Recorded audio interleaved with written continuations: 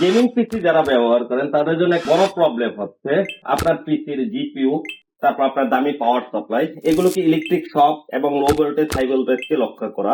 আমাদের সময় তো ক্লায়েন্টের জন্য আমরা যে গেমিং পিসিটি বিল করতেছি, এখানে কে স্টার ব্র্যান্ডের 2000 বিয়ে একটি ইউপিএস ব্যবহার করেছে। বাজারের যে রেগুলার 650 ভোল্ট বা 1200 ভোল্ট ইউপিএস রয়েছে, এগুলো কিন্তু আপনার গেমার বাইদের জন্য নয়, এগুলো হলো অফিসিয়ালের। যারা গেমিং পিসির জন্য আপনারা ইউপিএস ব্যবহার করতে চাচ্ছেন বা আপনার পিসির কম্পোনেন্ট গুলোকে নিরাপদ করতে চাচ্ছেন, তারা কে স্টার ব্র্যান্ডের 2000 বিয়ে অফলাইন ইউপিএস থেকে প্রেফার করতে পারবে। এটা one of the top brand in the market for the UPS segment. কারণ হচ্ছে আপনি যখন 850 ওয়াটের একটি পাওয়ার সাপ্লাই আপনার পিসিতে ব্যবহার করেন এবং আপনি যখন একটি গ্রাফিক্স কার্ড ব্যবহার করেন, এই দুটো জিনিসকে যদি আপনি নিরাপদ রাখতে চান, তাহলে আপনার একটা ইউপিএস থাকা খুবই ইম্পর্টেন্ট।